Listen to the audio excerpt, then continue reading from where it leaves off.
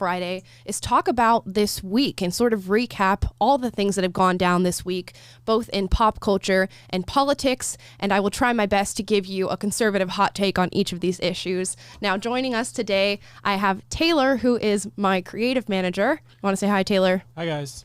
So he's going to be in the background. He might provide some commentary throughout the duration of this live. So if you hear any comments from the Peanut Gallery, just know that that is Taylor doing a great job. So the first thing I want to talk about in regard to what's been happening in pop culture today is a situation that popped up between Demi Lovato and a frozen yogurt shop called The Big Chill. And I already know I sound ridiculous even bringing this up, but it was a really substantial sort of wave that she set on social media talking about this issue. And for those of you who are unfamiliar, The Big Chill is a frozen yogurt shop out here in LA, and Demi Lovato went to visit this frozen yogurt shop over this past weekend. And she didn't have a good time, and I'll tell you exactly why. So Demi Lovato walked into this yogurt shop, and she realized that the yogurt shop offered sugar-free and fat-free options in their store. And this immediately triggered Demi Lovato, who has in the past struggled with eating disorders and most likely currently struggles with eating disorders, considering the vivid reaction she had to this yogurt shop carrying sugar-free and fat-free options. So Demi Lovato gets triggered by seeing these options in the yogurt shop, and she has to leave without getting her frozen yogurt. Now, she released a video talking about this situation and initially called out the yogurt shop online, talking about how The Big Chill was promoting a toxic diet culture to the general population who comes and tries to patronize their store. So Demi Lovato was extremely triggered by this. She told The Big Chill that they need to fix their messaging and probably see about taking off the labels of sugar-free and fat-free on their items. So this causes a big wave on social media. Everybody's talking about The Big Chill, and it's definitely mixed reactions. Some people are in support of what Demi Lovato had to say, and many are saying that she's sort of over the top on this issue.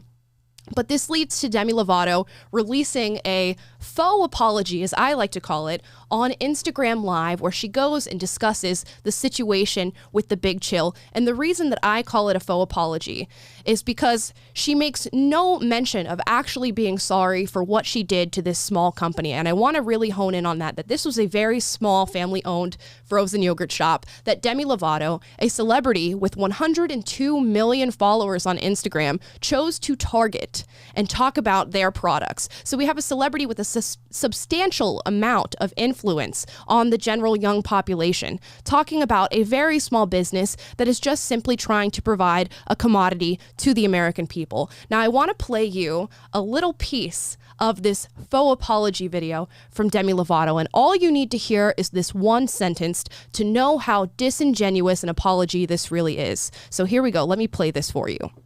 But I'm willing to talk to this froyo shop to help get the messaging right. She's willing to go and talk to the owners of this frozen yogurt shop to get the messaging right, so they can bend to the whims of what her reality is rather than what the reality is for the general public. And this issue may seem minuscule. You may be asking, why are we even talking about this? But like I said, it made a really giant wave on social media this week. And the issue that I take with this is something that I expressed earlier. She is a large celebrity with a substantial amount of influence, particularly with those in the younger population. And the sense of entitlement that she must have to feel the need to get online and blast this small business is just absolutely beyond what I can imagine. And the principle here is that she feels an entitlement to bend society to the whims of her personal feelings rather than to what actual reality is. She got triggered by some sugar-free and fat-free options, and she felt the need to not only go beyond looking at herself, looking at her own reaction, but to have this yogurt shop bend to her whims to make sure that she isn't triggered. And it's absolutely ridiculous. So the yogurt shop fires back at Demi Lovato and says, "Hey, Demi, We offer these sugar-free and fat-free options because we have people who come to our shop that have diabetes. We offer gluten-free options for those who have celiac disease. And this goes completely over Demi Lovato's head. And in her apology video, if you want to go and look at it, it is 8 minutes of just utter stupidity. She talks about the fact that the yogurt shop should change their messaging to write these diseases either somewhere in their store or somewhere on their products so that everybody walking in there knows that these sugar-free or these gluten-free options are for people with these diseases. So they don't get triggered into thinking that they need to be on a diet or that they need to avoid fat or they need to avoid sugar. So again, I'm going to emphasize the fact that she wants society to change for her personal feelings instead of accepting reality. And I think for those of you who are out there who are looking at this younger generation or are part of this younger generation, I think we can realize that the young men and women in this country are weak.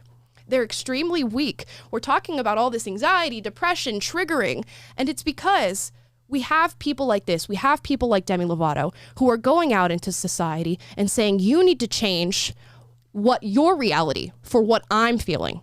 I don't need to change my reaction. You need to change your reality so that I don't have these reactions. And like I said, we are fostering a society full of young men and young weak men and young weak women because of people like this who have such an exponential influence on how young people act. And if you go in the comments on this Instagram live that Demi Lovato posted, like I said, 8 minutes of a dumpster fire for the most part. People are in her comments supporting what she's saying thank you, Demi, for championing this issue, for targeting a very small business who is just trying to function and support their families out here in LA. And they're thanking her for doing this. So I just wanted to get on here today and talk about this and say that it's completely wrong to live life with this mindset. And all that it is going to foster is weak women and weak men. Taylor, do you have any final thoughts on this? You throw it right to me. Yeah, I would say, it's the old adage of you don't childproof the world, you world-proof your child. And, it's unrealistic to, make society so soft padded, full of pillows and padded walls and everything that we do so that you can never be triggered or never be upset by anything. Instead, we need to make resilient people, and that is not the direction that our culture is headed right now. Yeah, Taylor couldn't have said it better. And for me personally, as a young person, I'm 20 years of age. When I go out into the world and I have children, I'm going to teach my children that, yes, there are going to be times in your life where you are quote unquote triggered or you are offended by things. That is a part of natural human existence. Suffering is a part of existence. Feeling bad is a part of existence. Being offended is a part of existence. And that is not something that you should run from or have people change their world simply to detract that experience from you. And it's just utterly ridiculous what Demi Lovato has been doing recently. So I just wanted to highlight that story. The next also, story. That froyo was bomb. Yes. So we went to the froyo shop, the Big Chill, because we wanted to show our support. We wanted to film a video of us going in there and saying that we support small businesses. And we walked right in and we didn't get triggered by the sugar-free options. We didn't get triggered by the fat-free options. And guess what? We went to the counter and we got our frozen yogurt and our weekends weren't ruined like Demi Lovato's was. So go and support the Big Chill if you are out in Los Angeles. They're a great frozen yogurt shop and they have a great product. So moving on, another story in this week is Planned Parenthood. And I know we hear about this all the time. It's a big conservative movement to talk about being pro-life. But we have sort of a monumental observation happening right here, right now. The New York Times published an article, and it's an op-ed written by the chief executive of Planned Parenthood, where essentially she admits that the founder, Margaret Sanger, was a eugenicist and a racist and founded Planned Parenthood with the intent of having Black Americans, people with disabilities, go and abort their children. So this is monumental for anybody who is a part of the pro-life movement or follows the pro-life movement. So yes, Alexis McGill Johnson, who is the chief executive of Planned Parenthood, published in the New York Times that Planned Parenthood is now choosing to recognize the foundation of which Margaret Sanger built Planned Parenthood on. And like I said, for those of you who don't know, she was a eugenicist, she was a racist, and her intent was to eliminate Black lives from the population by founding Planned Parenthood. Now, the chief executive, Alexis, she admits in this article that Planned Parenthood has tried to steer clear of this legacy, to ignore the fact that the founder founded Planned Parenthood on this concept, on this belief. But now Planned Parenthood wants to own up to the fact that, yes, Margaret Sanger did have bad intentions when she founded Planned Parenthood. Now, she writes, "We don't know what was in Sanger's heart, and we don't need to in order to condemn her harmful choices." So they're clearly taking ownership of exactly what this founder had in mind when she founded Planned Parenthood. Now, what's Planned Parenthood's answer to this? Now you've admitted sort of this big bombshell announcement as to why Planned Parenthood was founded in the first place. And it's a legacy that Planned Parenthood continues to run on, and we will get into that in a second. But she writes, "And the first step is making Margaret Sanger less prominent in our present and future." They're already renaming different awards that they had named after Margaret Sanger, and they're taking that affiliation away. So what's really interesting about that is that Planned Parenthood now admits this horrible, bigoted, discriminatory founding of which this large institution was created.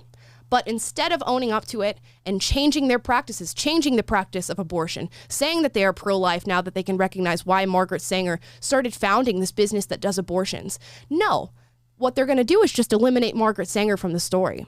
So now Planned Parenthood gets the privilege of selling their mission to people as some sort of pro-choice, body autonomous movement, and they're going to erase the fact that it was founded on the principles of racism and eugenicism. So it's absolutely ridiculous. So now we get this big bombshell announcement from Planned Parenthood, and there you go. We're just going to give it to you, and then we're going to erase it from the population. So the general population now, Planned Parenthood is not going to tell them what their organization was founded on, the primary derivative, or the reason of why they are performing these abortions. And if you think that it is not a problem currently, it absolutely is, and it's something that I want to talk about. So, like I said, Margaret Sanger founded Planned Parenthood with the intention of having Black Americans abort their children. And she was absolutely right in making that prediction, because it is a problem that has run rampant in the American society for far too long.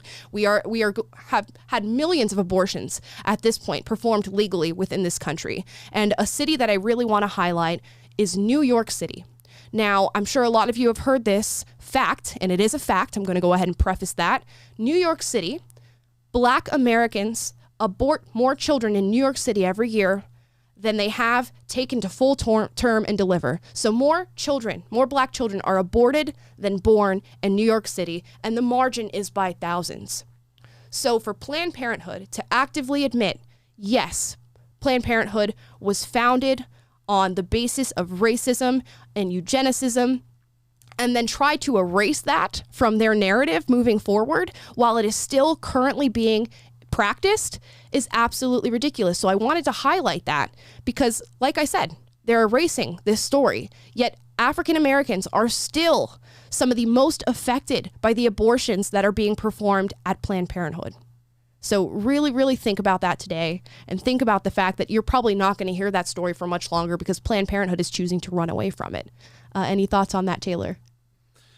I just think it's, and we were talking about this before, it's interesting that as much as, the narrative right now out there is Black Lives Matter, how much are we hearing about this reality that, most Black lives don't even see the light of day in New York City, like literally less than, it's just an insane idea. So, which probably leads us to our next story. It does lead us to our next story, and like Taylor said, look at the foundation of the phrase Black Lives Matter, and think about whether or not you are really supporting that narrative in your daily life. If you are a person out there who supports BLM. So another thing in the news this week, something that I'm sure we all are well aware of, is the George Floyd verdict. And for those of you who are not aware, which I imagine is none of you, Derek Chauvin, the officer who was charged with the killing of George Floyd, was convicted on all 3 charges of which he was arrested for this week.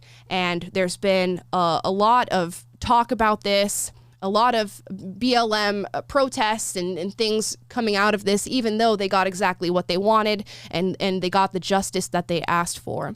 And I'm not going to go into whether or not I believe the conviction was rightful or talking about the jury or anything like that. But I want to emphasize the fact that when we founded this country, we told Americans that everybody had the right to due process and everybody had the right to a fair trial. And I want you, if you can, take a moment today to look at all the media coverage of this trial. Look at all the riots and protests that broke out last year during the BLM summer, as I like to call it, and look at all the politicians, mainstream media, social media, how they push this narrative of Black Lives Matter. They push this false narrative of racist policing and discriminative police officers. And you tell me whether or not you think this trial was fair. Is it fair that Derek Chauvin went through this process while having all of America polarized by mainstream media, by social media, and just by the general public with all the riots happening? It was sort of a story that you could not run from even if you tried. So think about that today. Was this trial fair? And does it fall in line with the principles of which our country was founded? The giving the right to everybody to have a fair trial when arrested for a crime. Now, that leads me into our next segment, which is after George Floyd's trial ended and Derek Chauvin was convicted. Right on the heels of that, we had the incident with Ma'khia Bryant, for those of you unfamiliar, a 16-year-old out in Columbus, Ohio, who was shot and killed by a police officer whilst she was committing attempted murder. Let me really emphasize that, while she was committing attempted murder. So the police were called to this house out in Columbus, Ohio, where Ma'khia Bryant and several other people were engaging in some sort of altercation. There was fighting happening at the scene. The police officers roll up, and in a 13-second encounter, the police officer gets out of his car. The fighting continues as these police officers are at the scene, which is crazy to me that you would continue to fight when police officers are at the scene of which you've called them to. So the fight continues. Ma'khia Bryant enters the scene, pulls a knife, and attempts to stab a girl right in front of the police. And this brave police officer, with, like I said, 13 seconds of time, pulled his weapon, shot Ma'khia Bryant 4 times, and saved this young girl's life who was about to be stabbed in the head or in the throat. And the media ran with this story, ran, and stretched it out into something far crazier, far more sinister than it really was. And it's so interesting to me that on the heels of the George Floyd trial, where essentially BLM was granted the justice of which they've always been asking for, the narrative still continues, even when the situation in no way warrants it. Everybody could see that footage of Ma'khia Bryant. Everybody knows that the police officer was justified in shooting that girl because she was committing attempted murder. He saved the life of another young Black girl in the process. And with extremely great timing, extreme efficiency, extreme marksmanship, this officer deserves an award. And for anybody to say any different is simply the perpetuation of a narrative that is completely false and that we've known is false for quite a long time. So the shooting of Ma'khia Bryant, I will say right here and now, was completely justifiable. Anything to add to that, Taylor? I don't want to get in your way. Just that people should look at your breakdown from earlier this week too, if they want to see the moment by moment. Yeah. So if you somehow have avoided the coverage of Ma'khia Bryant and you haven't seen the body cam footage with the police officer, you can check that out. We did do a video where we broke it down in slow motion and talked about exactly what happened to her, exactly why it happened, and exactly why this police officer deserves an award for what he did. So the Ma'khia Bryant story breaks. BLM goes crazy. The left goes crazy. They're again pushing this narrative that even though we have gotten justice for George Floyd, there is still work to be done because police are still racist. And as an institution, it is not rotten apples. It is a rotten tree. And we have celebrities sort of pipe in and give their 2 cents, and celebrities that have a considerable amount of leverage within the Black community. And I want to talk about specifically LeBron James and Kehlani. So LeBron James, famous basketball player, I'm sure we've all heard of him. He comes out and posts the picture of the police officer responsible for shooting Ma'khia Bryant, essentially doxing this man, and says, "You're next, #accountability." So now, again, just like with the Demi Lovato situation, you have this massive celebrity with an exponential amount of influence on the general population coming out with yet another perpetuation of a false narrative when it comes to racism and policing in America. And this tweet got a lot of backlash because I think anybody in the general public can watch that video of Ma'khia Bryant and they know in their mind's eye, in their heart of hearts, that the police officer was completely justified. So LeBron James got pushback on this tweet.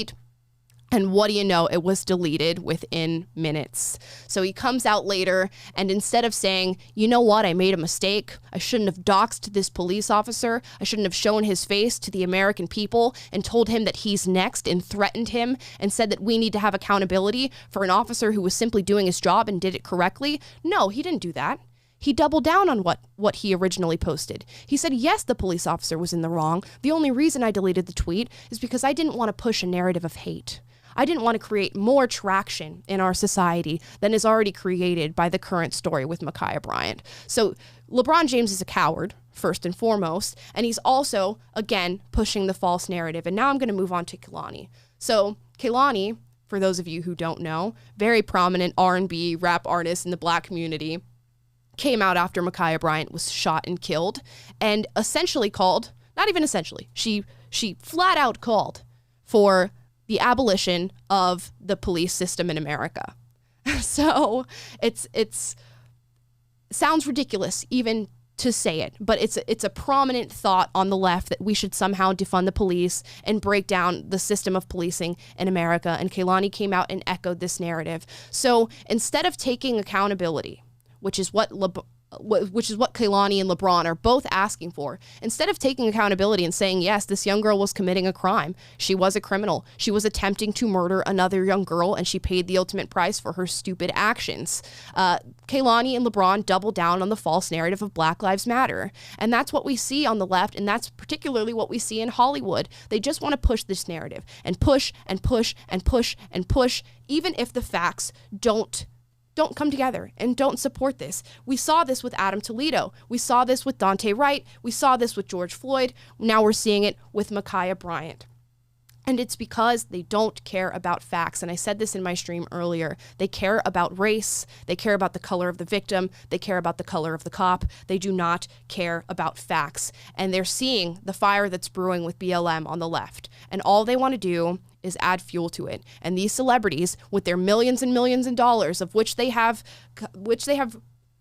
created and earned through American society, through our values, through our capitalism, are somehow trying to take down all the structures of which make America great.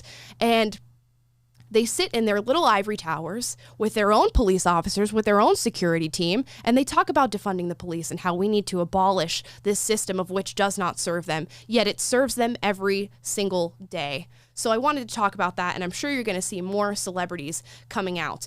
And on the heels of all this BLM and all this abolish the police and defund the police, I want to put out a message to any police officers who may be watching this, and I want to thank you for doing your jobs, because it's harder than ever right now in this day and age to be a police officer, to go out and serve your communities. And for those of you at home who feel any confusion on this topic, police officers go out and they do their jobs every day. They're underpaid for what they do. When they go out in these communities, they don't go out to obliterate Black lives, to kill Black people, to discriminate, to perpetuate some form of genocide on Black people. Yet that's what a lot of the American public seems to think. Police officers go out to do their jobs to protect their own communities and to make their communities better. And it's crazy, and I can't even fathom being a police officer. Why would you even go out and do your job? Even when you do it correctly, you are persecuted. And we see this highlighted in the case of Ma'khia Bryant. This police officer showed up to a scene in which he knew there was imminent danger. He got out of his car and he saved a young girl's life and is now being attacked beyond belief on the internet? Why would any police officer want to show up to a scene and do their job effectively if this is the backlash that they get? This is the reward that they get in return for doing these actions, for being brave, for being courageous, for protecting people. So to the police officers out there who are listening, who are still doing their jobs every day, who are going out into these communities, I want to thank you for being brave and being courageous. Taylor, back to you. Anything you want to add? Yeah, it's true. Like it is a courageous and heroic act for a police officer to just do their job, because if they were self-interested, or the smart thing to do these days would just to be like, okay, stay home. Let don't respond to that call. Let them stab each other. Let someone die because I'm just going to be criticized. But they have the courage to do the right thing and do their job and step into the situation despite knowing that they're going to face backlash. They're going to no one's going to side with them. Everything's going to be misinterpreted, misconstrued, and that's a courageous act. You have no other motivation to do it than to do the right thing and do your job and do your duty, and that is certainly admirable. Yeah, and it's admirable, and it's certainly sad to watch the way that profession is being shown in mainstream media and on social media and is perceived by the general public. A profession that is purely based off of courage and wanting to do what's right is being torn down by the American people. And I can't imagine that police officers are going to grow as a profession. I think people are going to stop being police officers, and I don't blame them, because you're in a bad situation no matter what you do, whether or not you do the right thing or you do the wrong thing. And people have such a misconception as to what police officers do every day and as to how prevalent the issues that Black Lives Matter talk about are. Because I want to tell you guys, it's not prevalent. The killing of unarmed Black men is not prevalent whatsoever in American society, yet people seem to perceive that it is. And I want to play a little audio clip for you. And this is out in Minneapolis. Army Horowitz is going out and interviewing Minneapolis residents and talking about their perception of police and how many Black people they think are killed by police every year. So let's listen to this really quickly. How many Black people were killed by cops last year? You have any idea? 100 plus? In just Minnesota? No, around the country. Oh, thousands. Unarmed Black people. Thousands. Seems like they're trying to erase, destruct the whole race of, the African American race. Insane. Would you consider this a genocide? That's a good question, and now that I've been confronted with it, I'm going to go ahead and say yes. It's the eradication of an entire people. Yeah. It may not be all one time, but the targeting to eradicate all people. Does that seem like a fair definition? With the way the system has laid things out, with the way people are murdered and there's no account and there's rarely an accountability, I would have to say yes. So you guys just heard that. These people in Minneapolis somehow think that hundreds, if not thousands, of Black unarmed men are shot and killed by police each year. Blows my mind. And let's talk about 2019. So in the year of 2019, how many unarmed Black men were shot and killed by police? Guess what? Newsflash, not hundreds, not thousands, 19. 19 unarmed Black men were shot and killed by police. And you want to know another fun fact about that situation? Most, if not all of them, were in the process of resisting and evading arrest. So we seem to have this dumbfounding idea of how many people are killed and shot and killed by police. How many Black people are shot and killed by police. And it's so far beyond reason, so far beyond fact. And if they even took 2 seconds to look up and look at the actual stats, they would find that their perception is in no way true. And the second lady in this clip equates it to genocide, that police officers are going out every single day with the sheer intent of killing Black people to eradicate them from the population. How brainwashed do you have to be to believe that that is your reality? And if you want to talk about genocide, let me take it right back to the Planned Parenthood story I just read you. Margaret Sanger founded Planned Parenthood with the idea of committing genocide towards the Black population. She was a eugenicist, she was a racist, yet Black Lives Matter and the left are consumed with this idea of racist policing and that police are somehow carrying out a genocide in this country. If you really want to look at genocide, if you really want to look at eradicating the Black population, we would go and take a look at Planned Parenthood. And it just goes to show that Black Lives Matter, the left, mainstream media, social media, these Hollywood celebrities, they do not care about Black lives. They care about pushing a narrative that is going to break down some of the greatest institutions, the greatest government ever created. And that is the American government. That is the American institutions. That is all they care about. And it's all in an effort to usurp power and brainwash the general population. Taylor, any thoughts on that? Oh, man. You're on fire. Yeah, I mean, it's true. Like for all the label of Black Lives Matter, if you look at, what's happening with Planned Parenthood, what's happening on the streets, is like, why are the police having to respond to these calls in the first place? Why can't we ask that question? They have to respond to violence and intervene. And, Black Lives Matter focuses on what happens after that happens. They don't focus on, why there's violence in the community in the first place. And like you were saying, the cases of police killing an unarmed Black person is, 20 out of however many thousands, and whereas there's thousands of cases of Black on Black crime, and we're not allowed to say that. We're not allowed to talk about it. And it's precisely right. And it's this irresponsible rhetoric from the media, from people like LeBron James, who are pushing this idea and this false reality that, Black people are being hunted down in the streets, he even said.